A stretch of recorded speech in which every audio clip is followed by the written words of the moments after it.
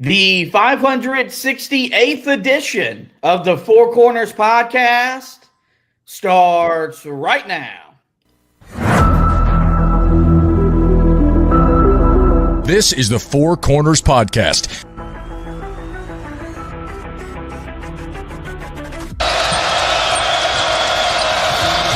And that could make a difference. Lawson at the buzzer. Got it! Maybe not.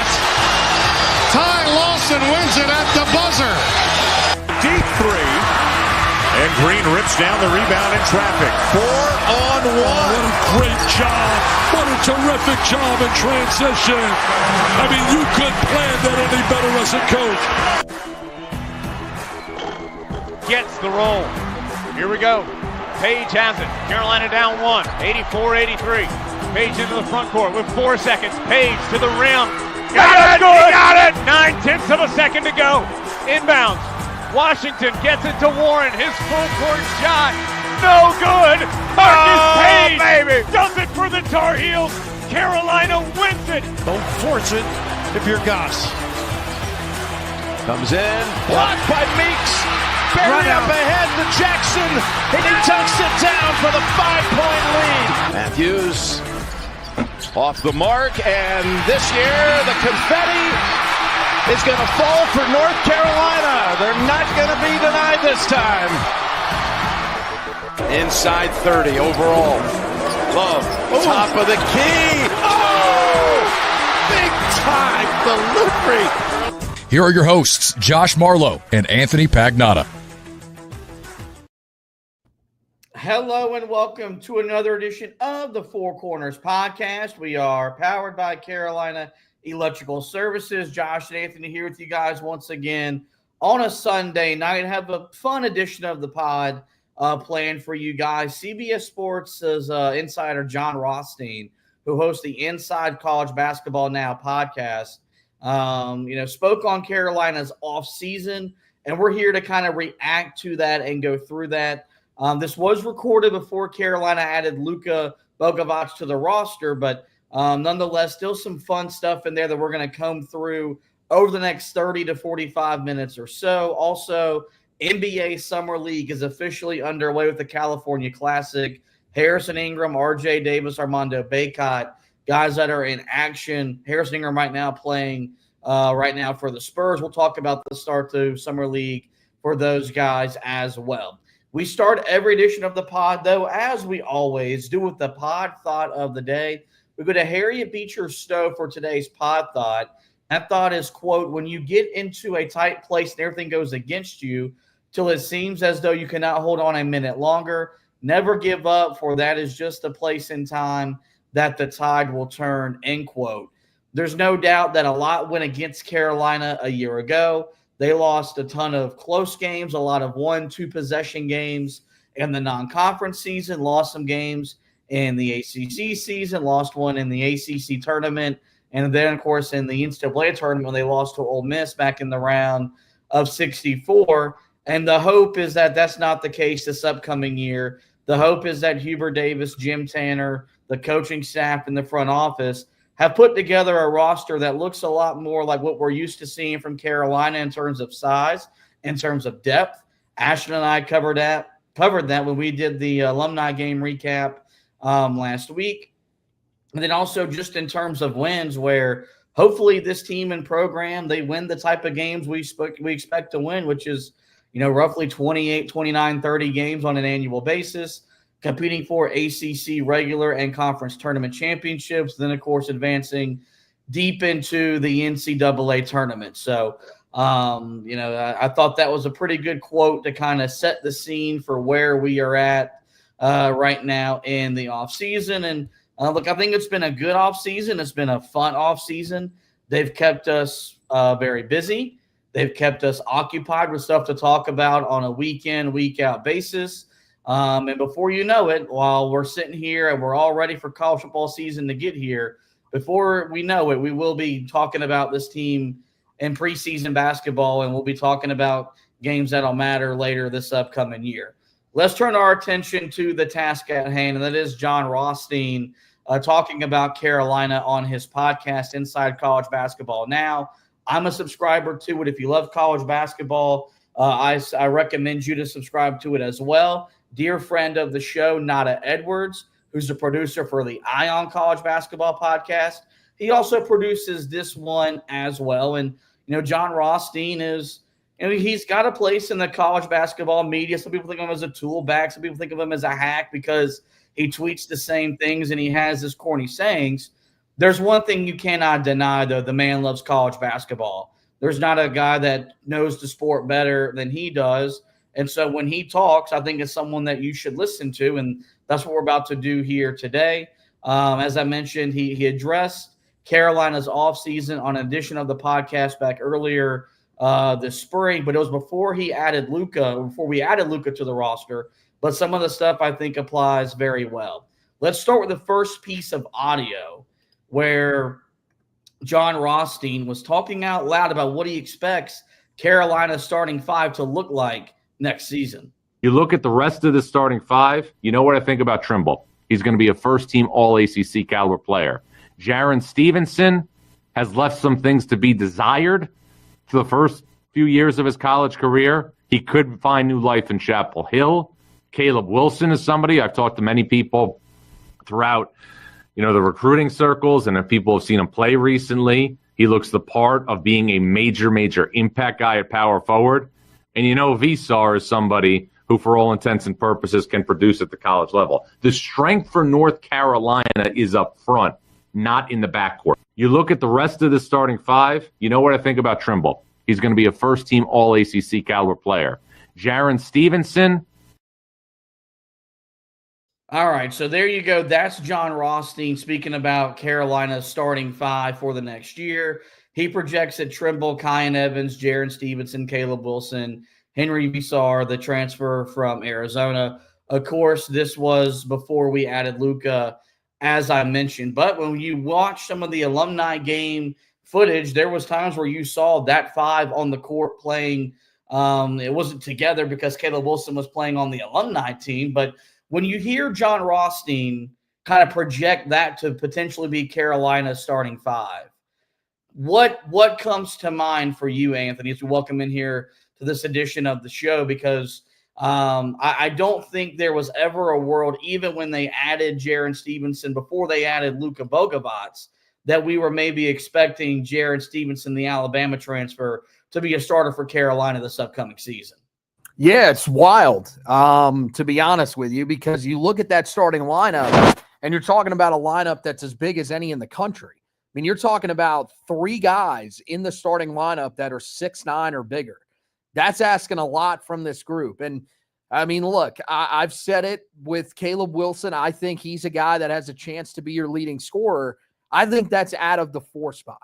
I don't think that he is a guy that's going to be able to succeed nearly as much out of the 3 spot. And I think, what you saw in the scrimmage from him the other day that we went back and watched, you saw a guy that was very apt at attacking the rim.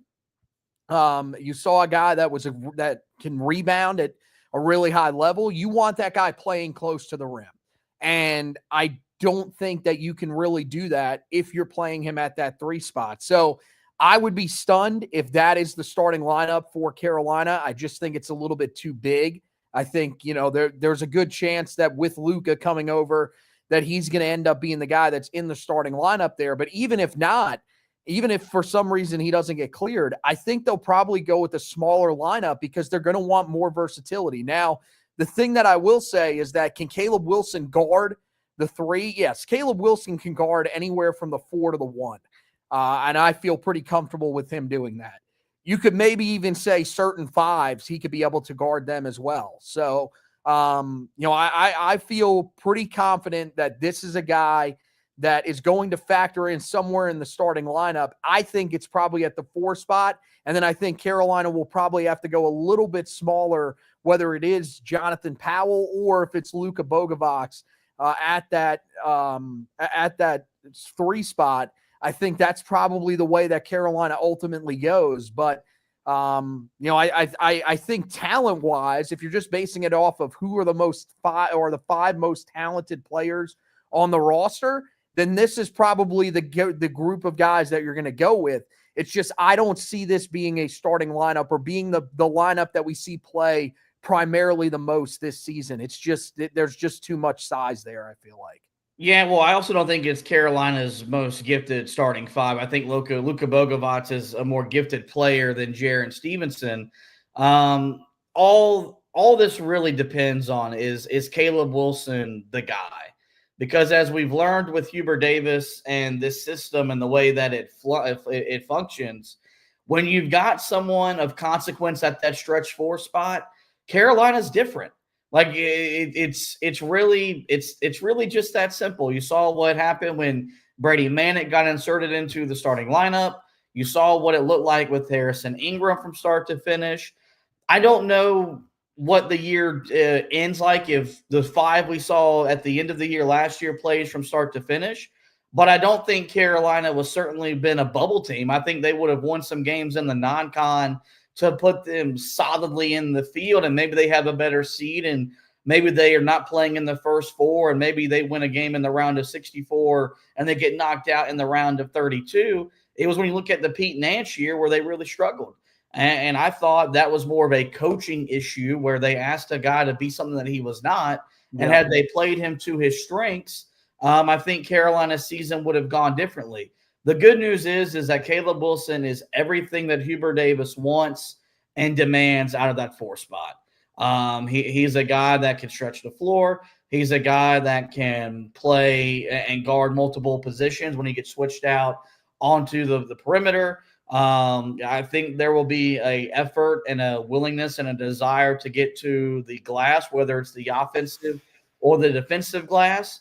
And kind of like what you saw from Harrison, what we've seen from Caleb, there's just a contagious energy that I think we'll able to kind of wrap our arms around and appreciate about this young man, because he showed up and he's talked a big game.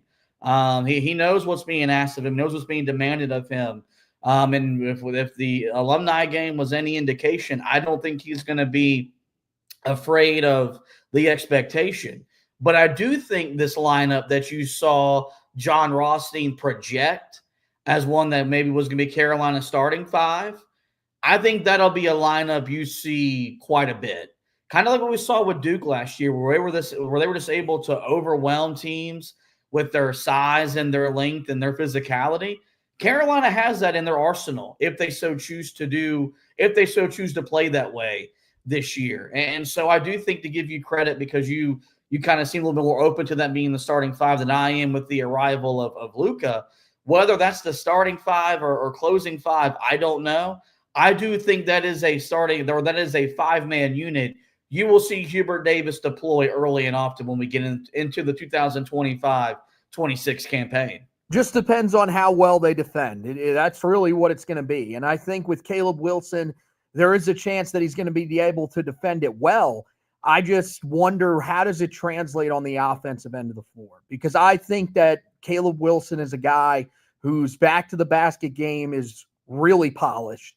It's something you're going to want to utilize. And I just don't know, with him being, if he's at that three spot, does he have the ability really to stretch the floor the way that you need to be able to do that? So maybe it's more on the offensive end of the floor rather than the defensive end of the floor.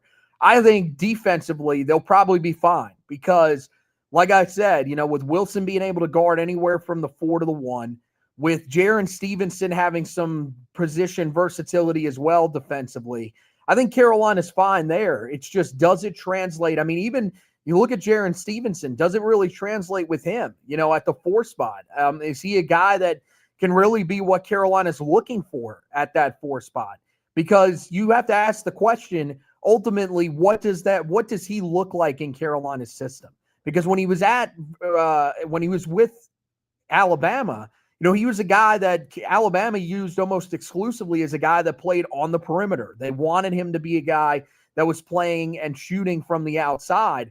Now he's in a little bit of a different system. Is he going to be able to adjust to what Carolina demands from a 4, which is that they be a little more involved closer to the basket? If he can prove that he can do that, then yeah, that lineup might see more playing time than I think that they're going to see.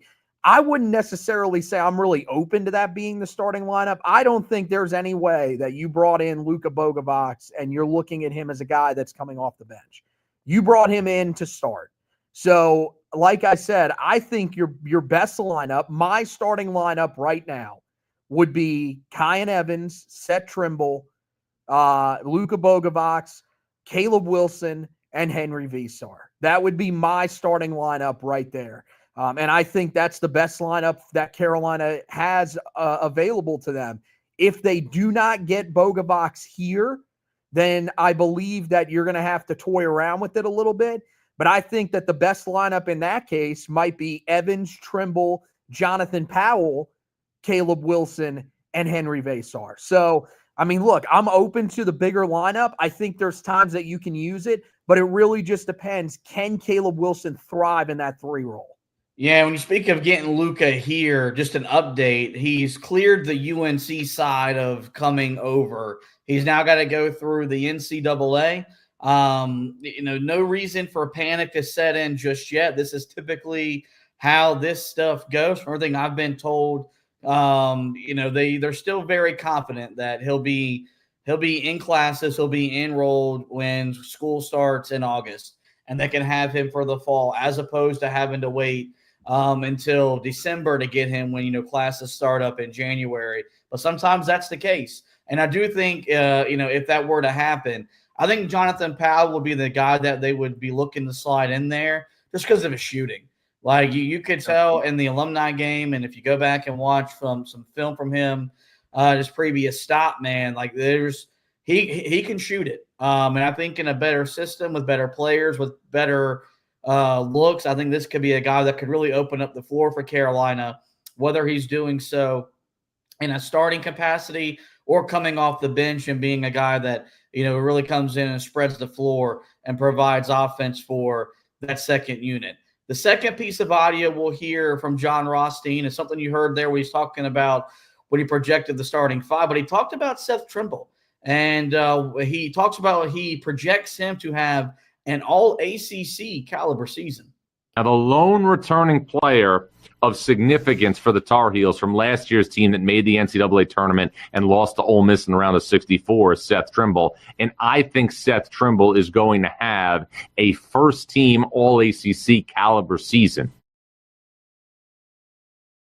So when you hear that, because I think we were 2 guys that wanted Trimble back, we valued having Trimble back, but All-ACC caliber year, first-team All-ACC for a guy that has yet to maybe perform at that level on a consistent basis in a reserved role might be, asking a little bit too much. When you hear Jon Rothstein talk about that, and he says so with such confidence, what kind of stat line do you envision Seth Trimble having to produce to be an all-ACC member next year?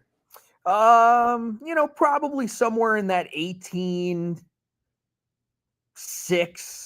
and 4-5 range, somewhere in there, which I don't think is impossible, to be honest with you. I think scoring-wise, he's got the ability to do it.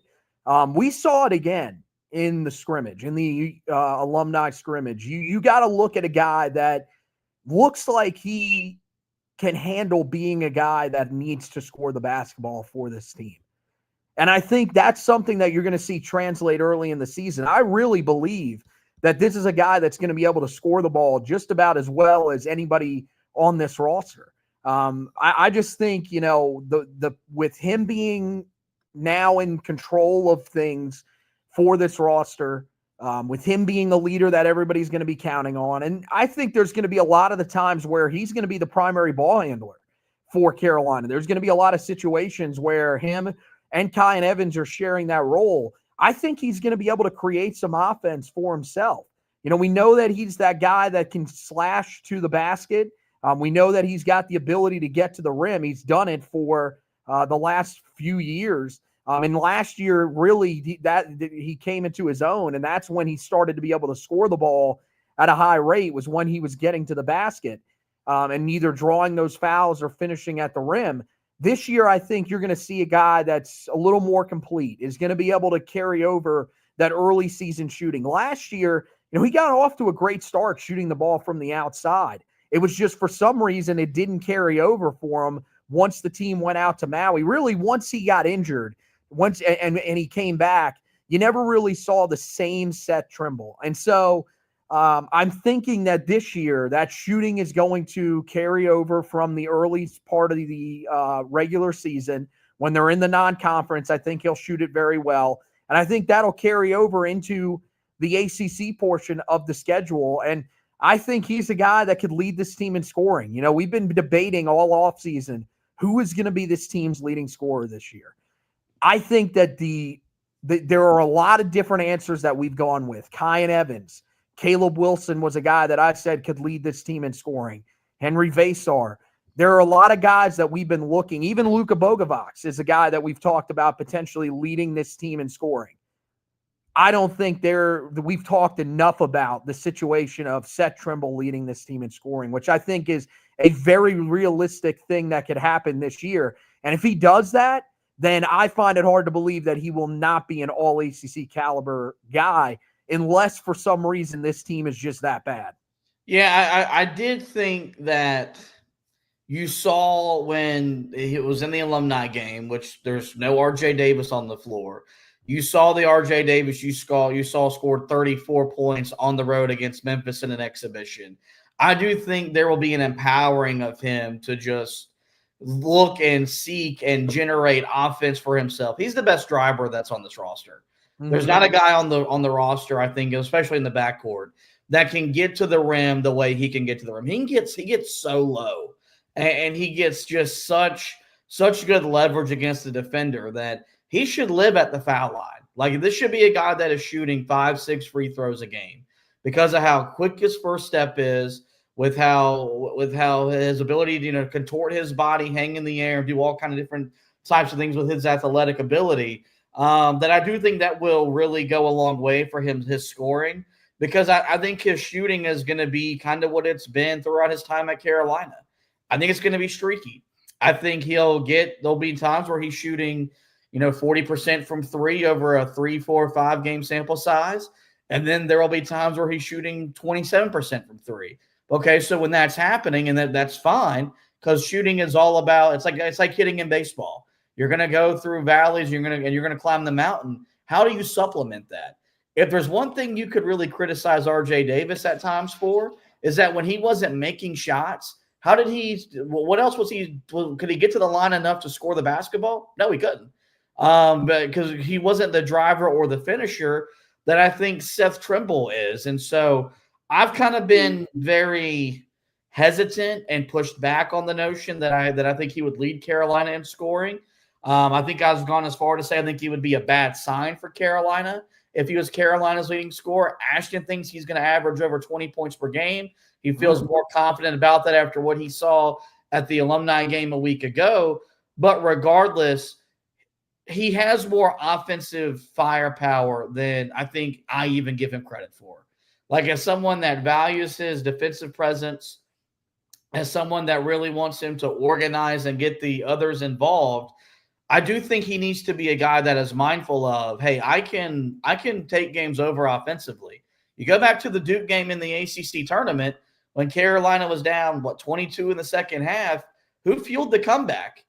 It wasn't RJ. It was Seth Trimble and Van Allen Lubin, with Trimble getting to the rim and then Van Allen Lubin cleaning up whatever misses Carolina had. And so I would love for him to be all ACC because, he's waited his turn. He's waited his time. I want him to have that moment.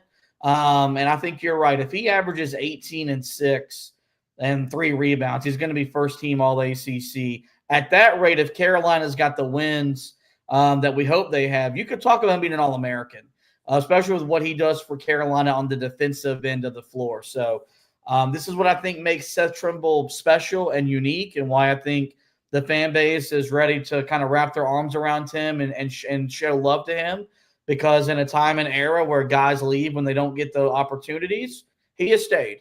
And he's waited to have his moment in the sun, and hopefully he gets to have a big moment throughout the entirety of the 2025-2026 season. With that in mind, though, with Jon Rothstein having nice things to say about Seth Trimble, he did talk about Carolina's backcourt and says this isn't the vintage backcourt we're used to seeing in Chapel Hill. You look at North Carolina and you look at the makeup of its backcourt, and it doesn't feel like vintage Carolina. Kyan Evans from Colorado State, who played very, very well for the Rams last year down the stretch, is going to be the veteran option at point guard. He is not going to push the ball and set the table like Ty Lawson. He is not going to push the ball and set the table like Ray Felton. I don't see that out of Colorado State's main point guard from last year. But he has proven that he can score the ball and play winning basketball. In the last 12 games of the year last season, Kyan Evans averaged just under 15 points per game and shot the ball exceptionally well for the Rams, who were as hot as any team in the country last year under Niko Medved. There's no denying, Anthony, that I have talked very highly, very fondly of one Kyan Evans since he arrived via the transfer portal back earlier this offseason. He was my favorite offseason addition before they added Luka later in the summer. And I've kind of talked a big game about what I think he's going to be for Carolina this year and maybe even the next year. But when I hear Jon Rothstein, a guy who works for CBS Sports, who has a TV contract with the Mountain West, who I know was working a lot of Colorado State games, talk about he's not going to push and run the floor like we're used to seeing a Carolina point guard do, that does maybe get my attention and, dare I say, raise an eyebrow or two, because if there's one thing I want this team to do more than rebound, it's to run. And I think that Hubert Davis tries to build rosters that gets his athletes out in transition and they can play in the open court. So when I heard him say this about Kyan Evans, kind of raised my eyebrow a little bit and maybe started thinking to myself, have I gone too far with praise and hype for Kyan Evans, considering we have not seen him play one time in a Tar Heel uniform? I mean, maybe just a little bit. I think that's, naturally kind of what we do is we get, infatuated with these guys that Carolina picks up. And we think that these are guys that are naturally going to turn into great players because they're in Carolina's system. This is a guy that I think there's a chance for him to be able to succeed with this roster. There's no question about that. The thing is that you wonder what exactly is he with this team and how long does it take him to find out who he is with this group? Because he's coming off a year last year where towards the end of the season, that's really where he started to find himself. That's really where he became more involved for Niko Medved and the Colorado State Rams. Because early in the year, it really wasn't him. It was a guy in Nick Clifford who just went to the NBA that was sort of carrying this team during that time. And that's fine. I mean, you're not expecting Kyan Evans to be the end-all, be-all for Carolina. At least I'm not. Maybe that's what you were expecting. I don't think he's going to lead this team in scoring. I think we've learned that that's probably a little bit too high of expectations for him, mainly because I don't know how many shots he's really going to take per game. I think that Seth Trimble is going to be a guy that takes more shots than he does, judging off of what we saw in the scrimmage. And again, it is a scrimmage, so you have to take all of that into account. But I do think that scrimmage sort of gave you a look into what some of this half-court offense is going to look like this year, how involved a guy like Seth Trimble is going to be this season for Carolina. And I believe that's going to extend over into the regular season. I don't think what Ashton said is crazy. I do think this is a guy that we could see average 20 points per game this year, especially if he finds his rhythm and is able to stick with it through most of the season from beyond the arc. I just think with Kyan Evans, you're seeing a guy you're hoping is really going to set up everything in the half court for you. Is it concerning that he's a guy that's not necessarily going to push the pace? That certainly is. But I do think that you will see there will be times where Carolina will be able to push the pace with a guy like Seth Trimble in there controlling the point, which we will see. People have to get used to that. We will see him as your primary ball handler, as the guy that's at the one spot carrying the ball up the court for Carolina at times during this season. And that's where I think you could see some of those running elements of Carolina's game that they have and will want to utilize with some of the big men. But I'm going to tell you, the big guys, we didn't really talk about that from what Jon Rothstein said there, where he thinks that the bigs are going to be the strength for Carolina this year. We're going to get there. Okay. Because that is not the truth. I'm sorry. It's just not. And we saw it the other day. A team that wants to run and get up and down the court, Henry Vasar is not going to be your center because Henry Vasar cannot run up and down the court. He cannot get up and down the court. He's a slower player, which is fine. I think that's a little bit shocking because I thought he was a little bit more athletic than he shows. But in that scrimmage, he looked like he was struggling at times to get up and down the court. I don't necessarily think that's Jared Stevenson's strength either, as being a rim runner. I don't think that's where he shines. I think Caleb Wilson can shine in that role, and I think that's something that they could want to do a little bit with him on the floor. But I do think that the way this team is set up, they are set up to be more of a half-court team. And to be honest with you, that's not necessarily the worst thing. You go back 2 years ago with that group that we talked about with Harrison Ingram, Cormac Ryan, those guys really thrived in the half-court at times. You go back to the run that Carolina made back in 22. That team really thrived in the half court because you had guys that could just shoot the ball from beyond the arc. That's what they're hoping they're going to get this season. That's where an area that you're hoping Kyan Evans is going to bring something to you as well, is he's going to be a better shooter at that point guard position than what you had with Elliot Cadeau. And from that standpoint, I do think you're going to get that from him. Yeah, the thing about Carolina being more half-court reliant, focused, dependent, it really comes down to, first off, shot making. I do think they have more shot makers on this roster than they had a year ago. They went out. That was one of their goals this offseason. This team is a better shooting team on paper than what last year had. You also got to be clinical in your sets, and you got to run good stuff in the half-court, whether you're going to your horns, your Spain, whatever it is. And there have been times where Carolina has run really good stuff in the half-court. There have been times they've been kind of lazy, lackadaisical, and they haven't got they haven't generated the type of shots that you want to generate in the half court. I love playing in the open court because it just makes the game easier. I think it's a lot more fun to watch. It's a lot more sexy, but you get 8 to 10, 12 easier points that way, as opposed to always having to execute in the half court. So I think what it also kind of brought to my attention is maybe something that we need to be more open to than maybe we have been so far here this offseason. But let's just say that Kyan Evans isn't the Kyan Evans that I've talked him up to be, right? But you still have Seth Trimble. You still are going to need someone else in that backcourt to step up. And so maybe, that's why they went out and they valued Jaden Young, just a guy that's been around the ACC, grew up wanting to play at Carolina. I think is a good culture fit. But there's also maybe a chance for one of those two freshmen, whether it's Derek Dixon or Isaiah Dennis, maybe one of those two guys have a much larger role in the conference play than what we've talked about. Because I think they'll play in November and December, but kind of, best case scenario, when we get to January and February and hopefully March, those guys aren't playing.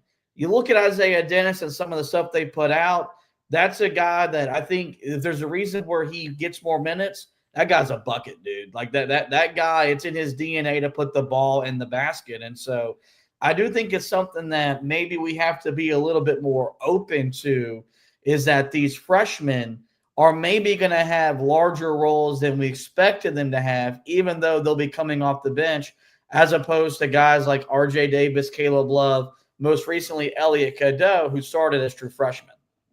Yeah, I think that certainly is something that could happen. I wouldn't be shocked if we saw that by any stretch. I think that these are two guys that, the good news is there's not going to be the pressure on them to necessarily come in and perform.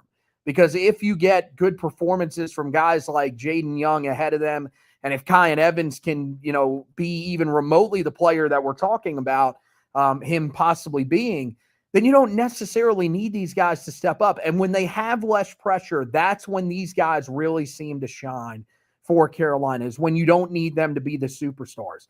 You go back to, and this one, I'm not expecting them to be this, but you go back to Kobe White. When he came in, the expectation was for him to be there for a few years, that the guy that was going to shine on that roster was going to be Nasir Little, and that Carolina was going to be able to navigate, him being, a guy that would take some time to become a part of what they did. He became a guy that started immediately for Carolina. And I mean, talking about a guy that is one of the best point guards that Carolina has ever had. I don't think that it's going to be that level, But I'm just saying, when you have less pressure on you to perform, that's when we've seen some of these freshmen step up and make the biggest impacts. And I think this year that could be what you see from Dixon. Dixon, hell of a shooter. That's the one area that I think is going to really shine. Isaiah Dennis, that's a guy that we thought would probably take a little bit more time to sort of develop, especially because his senior year got cut short by an injury. I don't think that's necessarily the case either. He could factor in. We're talking about one of the deepest backcourts in the entire country for Carolina.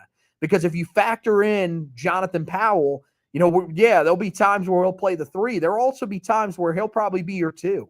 And at 6'6", that's going to be amazing size to have there. And he's got the shooting touch to be able to handle playing at that 2-guard spot, as well as, enough defensive prowess to be able to do it as well. So I love what the true freshmen are stepping into, because I think those are guys that don't necessarily have a lot of pressure, and maybe it allows them to potentially shine this year. Especially, I think, to me, I'm leaning more towards Dixon as the guy that has the bigger impact, especially with him being a guy that can handle the ball and bring it up the court as well. I think it'll be interesting to see just how that backcourt rotation ultimately unfolds. I also think that's the benefit of an easier non-conference schedule. You can figure that stuff out, man. Carolina entered the ACC play a year ago not knowing what its 8-9-man rotation looked like. Because they were playing top 10 opponent, top 10 opponent, top 10 opponent, losing to top 10 opponent, top 10 opponent, top 10 opponent. You could never tinker with anything. You were just trying to get wins. You'll have you're going to have your marquee games. We talked about those, but you're going to have your East Carolinas of the world, your Radfords of the world, where you can work on some things and figure out some things before you get into that 18-game conference schedule. Let's get to the last piece of sound I wanted to play from Jon Rothstein. You heard Anthony kind of talk about and dismiss it earlier, but you'll hear it from Rothstein himself, where he talked about the strength of this team, in his opinion, lies in the front court and not the backcourt. Feels like a polar opposite from last season. Last year, the Tar Heels were a perimeter-heavy team. R.J. Davis, Elliot Cadeau, Ian Jackson, Seth Trimble. The real knock on North Carolina last year was you did not have a consistent low-post presence on the glass and also in the half-court offensively. There was no Armando Bacot. There wasn't anybody who could get the ball and finish down low. Now it feels like you have the polar opposite. I look at North Carolina, and I look at the strength of this team, and I think it's up front. Jaron Stevenson, transfer from Alabama. Caleb Wilson, a 5-star freshman power forward. And also Henry Visar, a transfer from Arizona. There is a real element of depth up front when you look at North Carolina.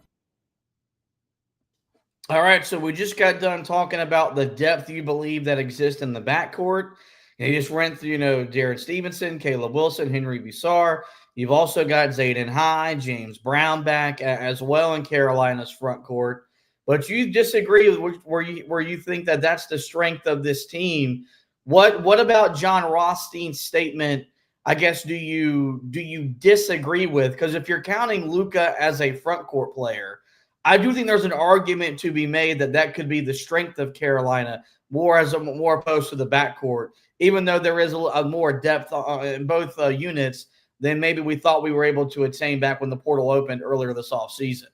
Well, if you're bringing Luka into the equation, then yes, then I think you've probably got a good chance or a good argument to make for the front court, because at that rate, yes, you're talking about great depth really across the board. That would also probably include Jonathan Powell potentially being considered as a front court player as well at 6'6", a guy that can play that 3 spot. Maybe then, yes, you're having that conversation. But I think those guys are separate. I look at those as wing players. What I look at when you look at the front court is I'm looking at the 4 and the 5 spots. And I think that you've got a good starting base with a guy like, Henry Visar, as well as the guy that's next to him, hopefully, in Caleb Wilson. Those 2 guys, I think, no questions asked, you feel pretty good about them. Although I was a little concerned in the alumni game how poorly this group rebounded altogether. Then, you get to the depth of this unit. We've got to figure out what Jaron Stevenson is. That's the most important thing, I think, for this team, for this front court to be successful, is can you figure out what exactly Jaron Stevenson brings to the table? Is he a guy that you're going to let be what he was at Alabama, a guy that just shoots shots from the outside? That's really what his strength is. Or is he going to be someone that you're going to try to course correct and make him a force on the inside where he can get to the basket, finish at the rim? That's what you're hoping you're going to be able to do with him, because at his size, that's what he should be able to do. And again, what can he do as a rebounder? And then you get to the other guys. The thing with Zayden High is, first of all, the thing that I noticed the most about Zayden High, the best thing that he did in the scrimmage was complain, because that was pretty much that was all I got out of him. I didn't see anything else from him that was really all that productive outside of a lay-in to begin the scrimmage. That was all he was really doing the whole game. So it looks like there's still some foul issues for him. He's going to have to be better on the defensive end of the floor and be able to defend without fouling. And then he's going to have to be able to contribute. He's going to have to be able to stretch the floor out of that 4 spot. And James Brown, he was just ineffective. Now, again, he was on the white squad going up against the alumni squad, which was in the blue. That was a group that, a group of alumni where, it made sense why he struggled. Against Tyler Zeller, against Garrison Brooks. Those guys were giving Henry Vasar problems. Do you think that they would, if they're giving him, you would think that they would give James Brown some issues as well? So, look, I get it where he's coming from. I think if he's including the wings, especially now that you've got Luka Bogovac in there, you've got an argument. But this depth in the backcourt, I think, is tremendous across the board. With Trimble, and Kyan Evans being your starters, with Jaden Young being that guy that's an option off the bench who people really like, who showed that scoring prowess last year at Virginia Tech. Now, speaking of guys that aren't going to have a lot of pressure on them, that's another guy that I think is going to be able to thrive, not having to be a guy that's out there starting, that's taking the majority of the shots. Maybe he can become a more efficient player. And then you've got the 2 freshmen in that backcourt. Right now, with what I saw from that scrimmage, I'm feeling a lot more confident in the backcourt than I'm feeling in the front court. Let's do an exercise here really quick. Do we have to? We don't like exercising. Let's compare last year to this year, 1 through 5. Let's look at the 1 spot. Last year, Elliot Cadeau. This year, Kyan Evans. Carolina, better or worse at the 1? Oh, man, that's tough because we just don't know what Kyan Evans is. I'm going to go positive, though. I believe that they are better than they were last year at that position. All right, score 1 for better. Let's go to the 2 guard. Last year, R.J. Davis. This year, Seth Trimble. I think we know Carolina's worse off because you lost the number 2 all-time leading scorer in program history. It would be we wouldn't be showing proper credit to R.J. Davis if we said Seth Trimble was better. So it's 1 better, 1 worse. Right. It's very similar to what I've said about the running back position for the football team. There could be drop-off, but I'm going to tell you, I don't think there's that much drop-off at all at the position. I do think that Seth Trimble is going to be a guy that can contribute 18, 19 a game, somewhere in that range. Let's look at the 3 spot with who started at the 3 at the end of last year, Drake Powell. Carolina, better or worse with Luka Bogovac at the 3? Damn. Oh, better offensively, for sure. I think worse defensively, but I don't think it's severely worse defensively because this is a guy that's played as a pro. I will go better for Carolina. All right, let's look at the 4 spot. Who was starting at the end of the year last year? That was Jalen Withers. This year, we project that to be Caleb Wilson. Carolina, better or worse with Caleb Wilson at the 4? Come on. Are we being serious here? I asked a question. You know the answer. This one, to me, I think there's more of a debate for the 2 guard spot than this spot. Like, you could say whatever you want about Jalen Withers, man. He was a guy that, he gave the effort. He was a good rebounder. That's really all you got. Caleb Wilson is one of the most talented players in all of college basketball this year. They are easily better at the 4 spot this year. All right, let's go to the 5. You're starting 5-man at the end of the year, Van Allen Lubin. We project that this year to be Henry Visar. Carolina better or worse? Yeah, I mean, this one's closer than you would think, because the way that Van Allen Lubin was playing at the end of the year, you've got to give him a lot of credit. That's another thing where just because he landed at State, you can't take credit away from how much this guy did this past season. I would still go better because I believe that this is a guy that's going to be able to give you more on the defensive end of the floor. I think he's going to clearly protect the rim better than Van Allen Lubin was able to do. And I think he's going to give you a more complete season than you got from Van Allen Lubin. So I will say they are better at that position. All right, so we went 4 out of 5 better across the board. The only place where Carolina got worse is at the 2 guard, even though you think that's going to be a closer argument than what people realize. That would suggest that Carolina's strength, therefore, would be in its front court. I don't know if I 100% agree with Jon Rothstein. I think this front court is better suited to be complementary to Carolina's backcourt than it was a year ago. This is a guard-driven game. The basketball it's all about the guards. And we used to talk about it in March, but it's really now from conference play on. The teams that have the best backcourts typically win their conference championships in the regular season, typically win their conference tournaments, typically get high seeds in the NCAA tournament. The teams that have a front court that complements their great backcourt, those are when those teams kind of elevate into national title conversations. And that's kind of been the case with Carolina when they've been national title good. They've had really good guard play, Felton, Lawson, Barry, with a front court that elevated them when they needed to get on the game's biggest stages. I'm not saying that this front court has a Hansborough or a May, but look at Carolina's front court that won the national championship. You had Justin Jackson, who was the second ACC Player of the Year voting, but your 2 bigs were Isaiah Hicks and Kennedy Meeks. I could argue that the 2 bigs that Carolina has and Wilson and Visar are better than those 2 guys. And so I think that's the thing this roster has, is that this roster complements itself better than last year's did. And this looks like a roster more similar to what Carolina did 2 years ago, as opposed to when they've kind of been hit or miss. And that's going to be the thing, is on the night where Kyan Evans and Seth Trimble are combined 4 of 18, can someone else help you out? And they have that. They did not have that for the majority of the year last year. Like, as good as Van Allen Lubin was down the stretch, I mean, there were still plays that were there to be made that he left on the floor because he couldn't catch a bounce pass, couldn't make a free throw, couldn't do this, couldn't do that. And so I don't know if the strength in this if the strength of this team is in the front court, because I don't think that you design your team to be very good in the front court. I think you want to have a better backcourt because of how important guard play is. I think this roster complements itself better than last year's roster.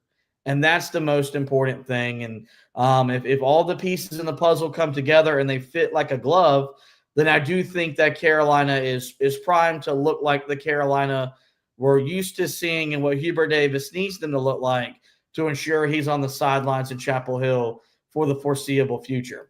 That's our look at what Jon Rothstein, CBS Sports College Basketball Insider and host of the Inside College Basketball Now podcast, had to say when addressing Carolina's offseason. We'll now transition quickly, running late here on a Sunday night. We appreciate all of you that are joining us live on Facebook, YouTube, or Twitter, to the Summer League, which officially got underway last night. And Carolina with 3 guys in action. Harrison Ingram, RJ Davis, and Armando Bacot all played last night. RJ played tonight, and Harrison Ingram is in action right now. His game will be final, I think, here momentarily. You look at Harrison Ingram, he's played for the Spurs last night, 3 points, 1 of 7 from the field, 1 of 3 from 3, 5 rebounds, 2 assists. RJ Davis, he signed the Exhibit 10 contract with the Lakers, 2 points, 1 of 7 from the field, 0 of 3 from 3, a rebound and an assist. And Armando Bacot, the most established of these 3, Of course, he's in the Grizzlies organization. 9 points, was 2 of 2 from the field, 5 of 6 from the foul line to go along with 5 rebounds. RJ played earlier today for the Lakers. He scored 5 points, was 2 of 3 from the field, hit a three-pointer, had a rebound, and had 4 assists. And as I mentioned, Harrison Ingram is in action right now for the Spurs. He has scored 8 points, is 2 of 5 from the field, 0 of 1 from 3, 4 of 5 from the foul line with 6 rebounds and 1 assist. We were watching RJ play last night. We watched RJ play today. We're watching Harrison Ingram play before we hopped on the podcast here a few moments ago. What has stood out to you from the two guys that were in the NBA a year ago, in Armando and HI? And more importantly, I guess the main focus has been on RJ, who really has his work cut out for him if he looks to land in the NBA, whether it's in the, on an outright roster or a two-way contract with the G League. What have you made so far with Summer League underway out there in the California Classic? Yeah, I mean, I haven't gotten a look, unfortunately, at Armando. I didn't even realize that he was playing. But he's a guy that is pretty established in the G League. I mean, you talk about what he was able to do last year, developed himself a three-point shot. I mean, this is a guy that I believe should get a shot in the NBA at some point. It's just a matter of time, I think, before he's out there on the court. And this Memphis team, with where they're at, I mean, they're looking at, potentially trading Ja Morant. They, just signed Jaren Jackson Jr. to a deal, but he's getting a surgery done on a turf toe injury that he was dealing with. I think this is certainly, a roster that he will get a chance to be on at some point. Harrison Ingram, yeah, you would like to see him scoring the ball a little bit better in the Summer League. I think that's one of the things that we'll be monitoring as they get into the Vegas Summer League, is how does he really carry over into the second season? Is he able to score the ball a little bit more consistently? But the thing that you're looking for with Harrison is the effort plays that show up. And is that really what's going to get him on the court in San Antonio? How's he looking on the defensive end of the floor? How's he rebounding? So far, pretty good. But we have to get a look at him. With RJ, I mean, I think RJ's been really good so far from what we've seen from him. That's the guy that we've been really focused on the most. And I think some of the plays that they've utilized with him, putting him in some of the pick and roll situations that he's been in, he's really looked good. He's been able to get to the basket. He's shared the ball incredibly well. And he honestly has played so well as a primary ball handler. It almost kind of makes you wonder, should we have seen him a little bit more as the primary ball handler last year, especially when you saw Elliot Cadeau struggling and when he was having sort of his issues earlier in the season and not necessarily meeting the lofty expectations that we had for him entering the year. Maybe we should have seen him handling the ball as the primary ball handler, and maybe that would have gotten Carolina to a little bit of a better spot. But, I mean, who knows? I think, that's behind us now. But I think the thing that you want to see for him is hopefully as he continues to go along here, they're still – I don't know if they have another game that they're playing in the California Classic. I think they do. Especially since they won today. I think they will still be playing because I think they get to a point. I'm trying to remember how it worked with the Hornets last year, because did they win the California Classic last year?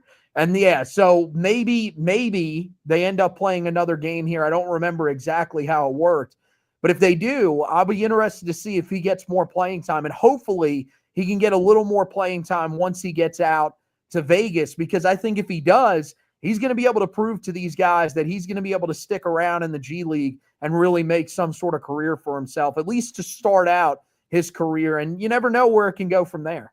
Yeah, look, Armando's continuing to do what he did in the G League this year.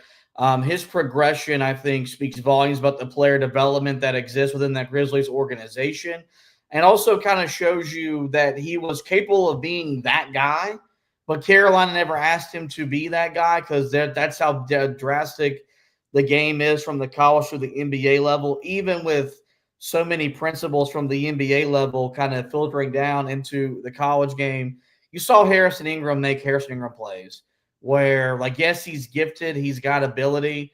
He does so much. He gets so much reward for effort. And he's in a good organization that maybe this year with them still kind of rebuilding, especially now with Greg Popovich no longer being their head coach, maybe he can kind of crack into the NBA level. The thing for RJ is just this week he's got to prove that he belongs on the court despite his size. And I think he has done that at times. Like, you can really tell the gap that exists from college even to the G League and then to the NBA. Like, there are guys he is playing with where he's making the right read, he's making the right pass, he's finding some guy open in the corner for a three. That at the NBA level, those are makes. And so does he get rewarded for that? I don't know. But I as long as he can prove that despite being 6 foot, he belongs, his shooting, I do think, could get him into the league.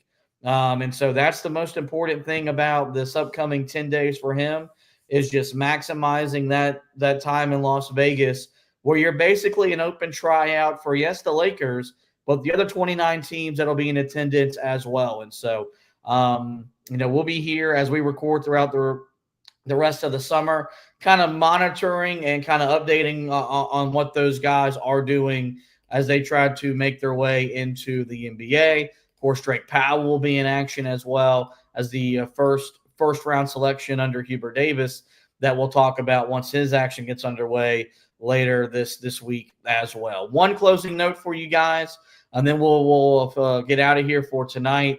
Pretty big recruiting note involving a 2026 target for Carolina. 2026 4-star small forward Cole Kluwer is going to transfer to IMG Academy. And Anthony, you were on with Isaac Shea back on the earlier last week for the 4th of July edition for the Locked On Tar Heels podcast.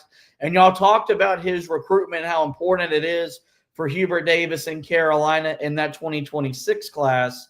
This, it's not a death blow, if you will, for his chances of coming to Carolina, but a pretty big significant decision for him, who's going to be one of the targets that Hubert Davis and the staff try to lock down this upcoming recruiting cycle.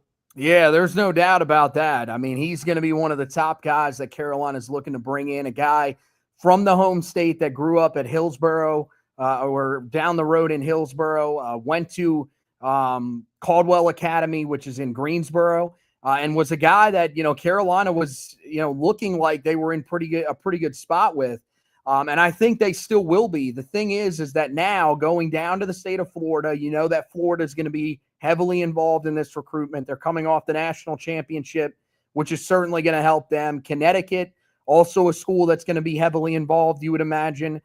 We know that Dan Hurley loves the shooters that can really make it work from the wing. Just like a guy like Liam McNeely, I think that's a similar type of player to what you're getting with Cole Kluwer. And I think that's certainly going to be one of the guys that he heavily values.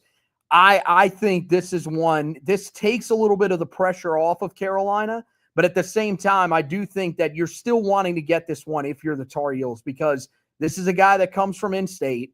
He's as good of a shooter of the basketball as there really is in this class. And that's what Carolina really needs moving forward, is to continue to find these guys that can shoot the rock at a high rate. Now, the good news is that if they get Luka Bogovac, there is, a rule that's in place where he cannot go to the NBA draft next year. He would have to wait another year. And so he would either have to come back to Carolina or enter the transfer portal and go somewhere else. So there's a good chance that he will be back with Carolina next year, but you still would like to get a guy that can shoot the ball the way that Kluwer can into this system and add a little bit more shooting for Carolina at that 3 spot. Yeah, no doubt. So that'll be one that I think we monitor closely. As you mentioned, I think it takes some of the pressure off because he's now not going to be an in-state recruit per se. Still a guy you'd like to add to the roster. And as we talked about, it's not time to panic because Carolina does not have a commit right now in that class. Right now, it's all about kind of securing yourselves a visit and getting in position to land visits to get these guys on campus.